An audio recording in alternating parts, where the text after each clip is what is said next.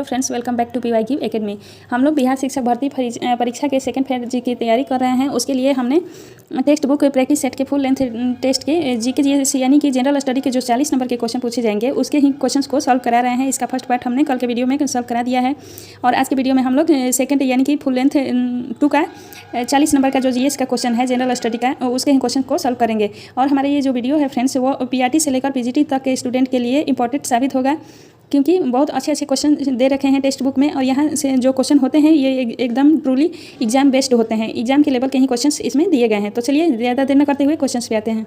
आज का first question है, शेर की दहाड़ में ध्वनि की प्रबलता एवं तारत्व के लिए सही कथन कौन सा है। तो शेर की दहाड़ में ध्वनि की प्रबलता एवं तारत्व के लिए सही कथन है कि प्रबलता अधिक होगी और तारत्व कम होगा। नेक्स्ट क्वेश्चन है, चंद्रमा के पृष्ठ के निकट मुक्त रूप से गिरते विभिन्न द्रव्यमानों के दो पिंडों के बीच क्या अंतर होगा। तो चंद्रमा के पृष्ठ के निकट मुक्त रूप से गिरते दो द्रव्यमानों के पिंडों के बीच के वेग किसी भी क्षण समान ही होंगे।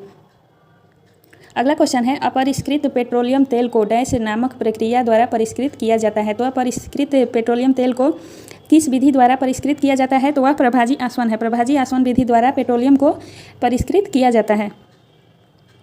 अगला क्वेश्चन है, समान मोटाई के कपड़े की दो परतें कपड़ों की एक परत की तुलना में दोगुनी मोटाई के साथ गर्म आवरण प्रदान करती है। तो ऐसा क्यों होता है कि दो कपड़ों के परत के बीच मोटाई ज़्यादा होती है तो गर्म महसूस कराता है वो। तो इसका प्रमुख कारण है दो परतों के बीच संपूर्णित वायु के कारण, यानी दोनों परतों के बीच जो वायु वहाँ मौजूद होती है उसी के कारण ज़्यादा गर्मी हमें उत्पन्न होती है।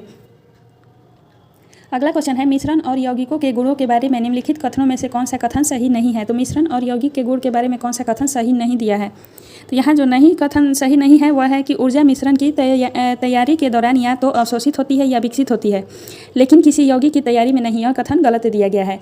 और मिश्रण और यौगिक के बारे में जो सही कथन है, पहला है यह है कि एक मिश्रण अपने घटकों के गुणों को दर्शाता है, लेकिन एक यौगिक के गुण उसके घटकों से पूरी तरह से अलग होते हैं। दूसरा सही कथन है कि मिश्रण के घटकों को भौतिक विधियों द्वारा अलग किया जा सकता है, लेकिन यौगिक के भौतिक तरीकों से नहीं किया जा सकता। क्वेश्चन है, प्रतिध्वनि निम्नलिखित में से किस कारण से उत्पन्न होती है। तो प्रतिध्वनि उत्पन्न होती है परावर्तन के कारण। नेक्स्ट क्वेश्चन है, वर्ष 1956 में औद्योगिक नीति प्रस्ताव का उद्देश्य क्या था। तो 1956 में औद्योगिक नीति के प्रस्ताव का उद्देश्य था क्षेत्रीय समानता, यानी कि क्षेत्रीय स्तर पर समानता के भाव को। यह द्वितीय पंचवर्षीय योजना के अंतर्गत ही लागू की गई थी 1956 में औद्योगिक नीति। अगला क्वेश्चन है, 1 डिग्री अक्षांश द्वारा कितने किलोमीटर का प्रतिनिधित्व किया जाता है। तो 1 डिग्री अक्षांश के द्वारा 111 किलोमीटर का प्रतिनिधित्व किया जाता है।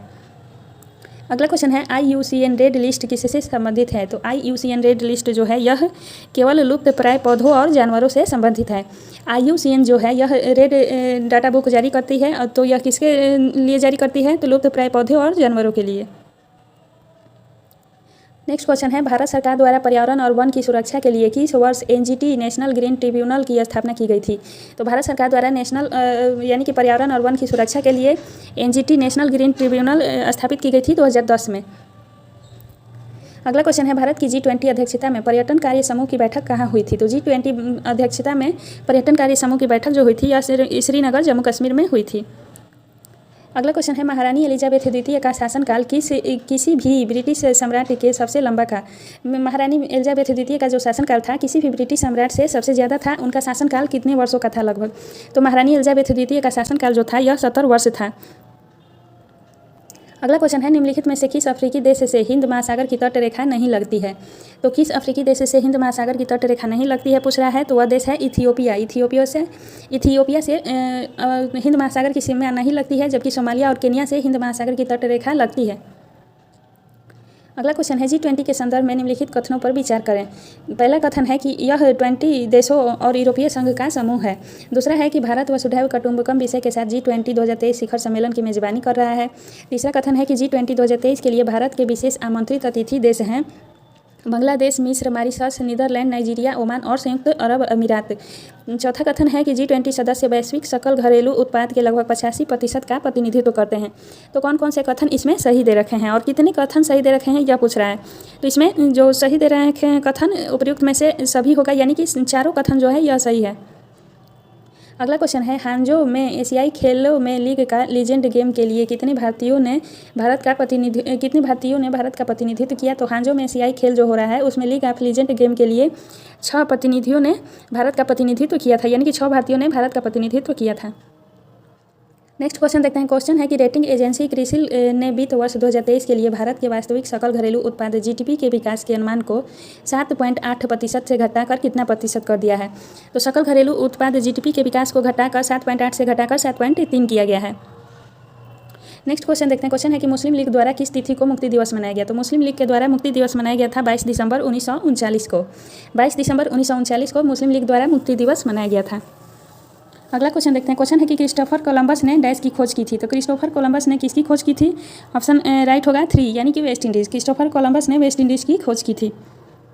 अगला क्वेश्चन है राज्यसभा धन विधेयक को अधिकतम कितने दिनों तक रख सकती है। तो राज्यसभा धन विधेयक को अधिकतम 14 दिन तक ही रख सकती है। नेक्स्ट क्वेश्चन है निम्नलिखित कथनों पर विचार करें और सही विकल्प चुनें। संवैधानिक संशोधन विधेयक केवल संसद में ही पेश किया जा सकता है। दूसरा कथन है कि संसद द्वारा विधिवत पारित होने और जहां आवश्यक हो राज्य विधानमंडलों द्वारा अनुमोदित होने के बाद राष्ट्रपति को संवैधानिक संशोधन विधेयक पर सहमति देनी चाहिए। और तीसरा कथन है कि संविधान संशोधन प्रक्रिया अनुच्छेद 365 में निर्धारित है। तो यह तीसरा कथन तो बिल्कुल गलत है, क्योंकि संविधान संशोधन की जो प्रक्रिया है 365 में नहीं 368 में है। पहला और दूसरा कथन सही है यहाँ, यानी कि ऑप्शन नंबर दूसरा होगा। केवल ए और बी सही कथन है। नेक्स्ट क्वेश्चन देखते हैं। वह प्राकृतिक परिघटना क्या कहलाती है जिसमें आसमान से एक गहरे रंग का कीप के आकार का बादल जमीन पर पहुंच जाता है। तो वह घटना क्या कहलाता है। तो उसे हम बवंडर कहते हैं। वह प्राकृतिक परिघटना बवंडर कहलाता है जिसमें आसमान से एक गहरे रंग का कीप के आकार का बादल जमीन पर पहुँचता है। नेक्स्ट क्वेश्चन है निम्नलिखित में से भारत के संघ शासित प्रदेशों का युगल चुनिए। तो भारत के संघ शासित प्रदेश कौन कौन से हैं उसे बताना है। तो लक्षद्वीप और चंडीगढ़। लक्षद्वीप और चंडीगढ़ जो है यह केंद्र शासित प्रदेश हैं। फ्रेंड्स, यदि सेशन पसंद आ रहे होंगे तो चैनल को लाइक शेयर एंड सब्सक्राइब जरूर कीजिएगा और अपने दोस्तों में भी शेयर कीजिए। अगला क्वेश्चन है वर्षा जल संचयन का लाभ क्या है। तो वर्षा जल संचयन का लाभ है उपयुक्त में से एक से अधिक, यानी कि भूजल स्तर में सुधार, भूजल की गुणवत्ता में सुधार और भूजल की मात्रा में सुधार। ये तीनों ही वर्षा जल संचयन का लाभ है। ये जो कि प्रैक्टिस सेट मिलते हैं टेक्स्ट बुक के, उसे पेड करने पड़ते हैं और हम आप लोगों के लिए फ्री में उपलब्ध करा रहे हैं। तो हमारे लिए एक छोटा सा बस काम कीजिए, इसे अधिक से अधिक वीडियो को शेयर कीजिए और सब्सक्राइब कीजिए हमारे चैनल को। क्वेश्चन देखते हैं निम्नलिखित में से किस पक्षियों की चोंच में निस्यंदन तंत्र होता है। तो किस पक्षी के चोंच में निस्यंदन तंत्र होता है। तो वह होगा फ्लेमिंगो हंसावर। ऑप्शन नंबर ए राइट है। फ्लेमिंगो हंसावर नामक पक्षी की चोंच में निस्यंदन तंत्र होता है। अगला क्वेश्चन है डैश के बाद कार्बन डेटिंग शुरू की गई थी। तो किस युग के बाद कार्बन डेटिंग शुरू की गई थी। तो वह है क्योटो प्रोटोकॉल के बाद कार्बन डेटिंग शुरू की गई थी। नेक्स्ट क्वेश्चन है निम्न में से कौन सा जीवाश्म ईंधन नहीं है। तो जीवाश्म ईंधन कौन सा नहीं है। तो लकड़ी जो है यह जीवाश्म ईंधन नहीं है। कोयला और पेट्रोलियम जीवाश्म ईंधन के उदाहरण हैं। तो फ्रेंड्स, यहाँ हमने जनरल स्टडी के जितने भी क्वेश्चन थे इस प्रैक्टिस सेट में उसे हमने करा दिया है। यदि यूजफुल लगे चैनल तो हमें कमेंट जरूर कीजिए और ऐसे वीडियो चाहिए तो कमेंट जरूर कीजिए और अधिक से अधिक शेयर कीजिए। मिलते हैं नेक्स्ट वीडियो में नेक्स्ट टॉपिक के साथ। तब तक के लिए धन्यवाद।